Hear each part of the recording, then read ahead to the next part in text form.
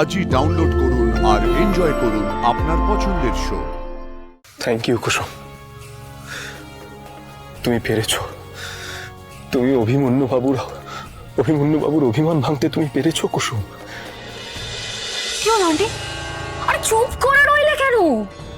নাকি তোমার দুই ছেলে তোমার মুখের বুলিটুকুও কেড়ে নিল আজ?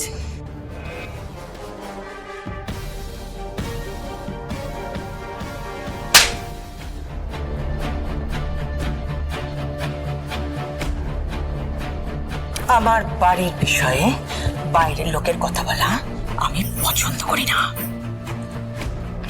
সিদ্ধার্থ, হ্যাঁ বৌদি। ওকে ওর জায়গায় পাঠানোর ব্যবস্থা করো। হ্যাঁ বৌদি, আমি পুলিশকে অনেক আগে খবর দিয়ে দিয়েছি, ওরা এলো বলে। পুলিশ? আন্টি, পুলিশ কিসের জন্য? হ্যাঁ, পুলিশ তোমাকে নিতে, কারণ তুমি ভুল করনি, তুমি অপরাধ করেছো, তুমি অপরাধী। তো কি পেছনে লুকোচ্ছ কেন? চুরি, অপহরণ, এমনকি খুন পর্যন্ত তুমি করার চেষ্টা করছো। ছি ছি ছি ছি ছি। আর জয়িতা, তোর মেয়ের সমস্ত কাণ্ড কারখানা জেনেও তুই চুপ করে বসেছিলিস।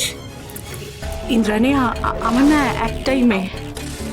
আমি হাত জোর করে বলছি, তুই প্লিজ ওকে ক্ষমা করে দে। ছোট তো, ভুল করে ফেলেছে, ক্ষমা করে দে। তার মানে তুই এই সব অপরাধের সঙ্গে তুইও যুক্ত। আমি জানতাম একদিন না একদিন আমরা ফাঁসবই। ইন্দ্রাণী গাঙ্গুলির চোখকে ফাঁকি দেওয়া এত সহজ? ইন্দ্রাণী সত্যি বলছে, আমাদের ভুল হয়ে গেছে। ইন্দ্রাণী, লক্ষ্মীটি, আমাদের সবাইকে ক্ষমা করে দে, প্লিজ প্লিজ ক্ষমা করে দে। ভুল নয় জয়িতা, ভুল নয়। ভুল করলে ক্ষমা করতাম, অপরাধ করেছিস, অপরাধের কোনো ক্ষমা হয় না। সিদ্ধার্থ, আসতে পারি? আসুন অফিসার, নিয়ে যান। যাও। আন্টি, আন্টি, আন্টি, আমি নেক্সট ইন্দ্রাণী গাঙ্গুলি হতে চাই না আন্টি। আমি মীনাক্ষী গাঙ্গুলি হয়ে থাকতে চাই আন্টি। আন্টি, আন্টি, তুমি বলো না, তুমি বলো। আমরা দুজনে তো সেম টিমে ছিলাম, বলো। আমরা একসাথে কোনো প্ল্যান করেছি আন্টি। আমি জেলে যেতে চাই না আন্টি। পুরো মাথা খারাপ হয়ে গেছে, এই পুলিশের ভয়ে পুরো ভুল বকছে। এই আপনারা নিয়ে যান তো, নিয়ে যান চলো। আন্টি, আন্টি, প্লিজ আমাকে ক্ষমা করে দাও। আন্টি, প্লিজ আমাকে ক্ষমা করে দাও।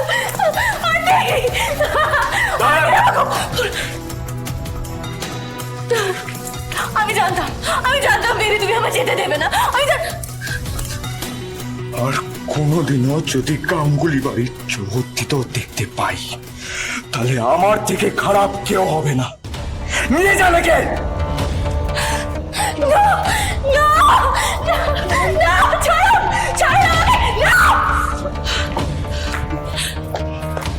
দেবলীনা চ্যাটার্জি হেরে যায়নি।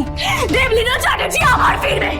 যখন ফিরবে, এই গাঙ্গুলি পরিবারের ঝড় উঠবে। সেই ঝড়ে এই পরিবার তছনছ হয়ে যাবে। আবার ফিরবো আমি। Princess, princess.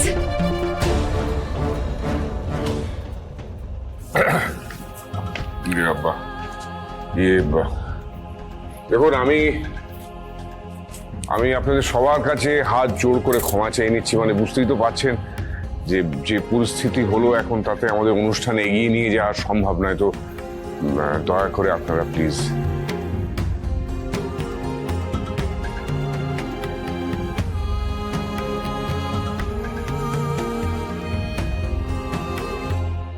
রোশন, তুমি থানায় গিয়ে তোমার জবানবন্দি দাও, বাকি কথা পরে হবে। Okay sir.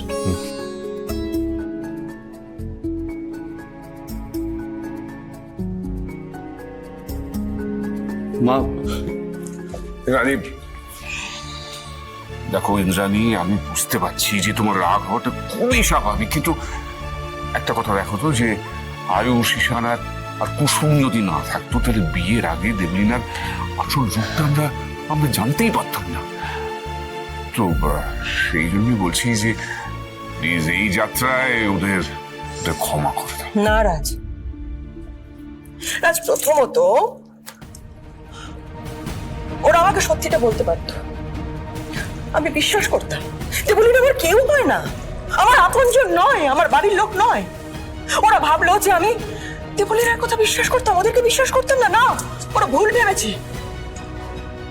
আর ওরা আমাকে মিথ্যে বলে গেছে, আমাকে ঠকিয়েছে। সিদ্ধার্থ, হ্যাঁ বৌদি। অনুষ্ঠকে বাড়ি পাঠানোর ব্যবস্থা করো। ঠিক আছে বৌদি। আর ঈশান, আয়ুষ, কুসুম, কাউকে আমি ক্ষমা করতে পারবো না। আমাকেও ক্ষমা করবি না ইন্দু?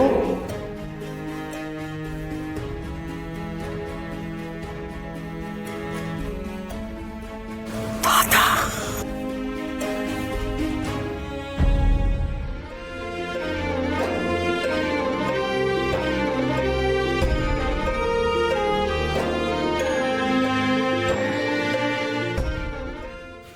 থ্যাংক ইউ কুসুম,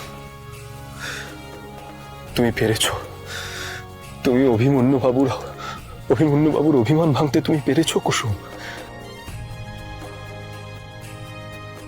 ইন্দ্রাণী, যার জন্যে তুমি 20টা বছর অপেক্ষা করে আছো, সে আজকে তোমার সামনে, তুমি দাঁড়িয়ে থাকবে। দাঁড়িয়ে থেকো না ইন্দ্রাণী, আজ তোমার বিশ্বাস জিতে গেছে, তুমি জিতে গেছো। যাও।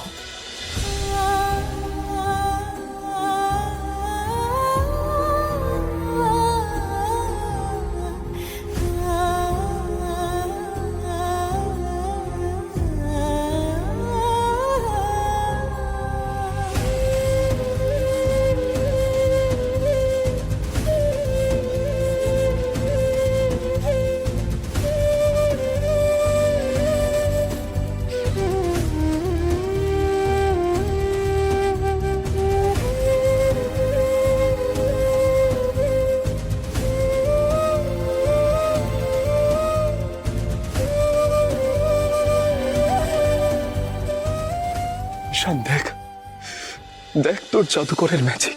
কত বছর ধরে তোমার জন্য অপেক্ষা করেছি দাদা, তুমি এত দেরি করলে আসতে। ওঠ ইন্দু, ওঠ ওঠ। আজ আমার মাথা নত করার দিন। না দাদা, তুমি মাথা নিচু করবে না দাদা, তুমি মাথা নিচু করবে না।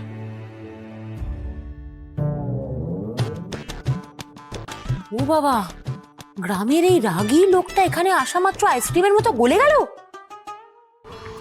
তুমি আজ আমার এই বাড়িতে এসেছো, আমার আর কিচ্ছু চাই না দাদা। আমি তোকে চিনতে পারিনি রে, ভুল বুঝেছিলাম তোকে। এই ভুল বোঝাবুঝি আমাদের এতগুলো বছর ধরে দূরত্ব তৈরি করে দিল। হ্যাঁ রে, তুই তো আমাকে দাদা বলে ডাকিস, ক্ষমা করবি আমাকে একবার? তুমি আমার সামনে হাত জোড় করবে না, তুমি ক্ষমা চাইবে না দাদা।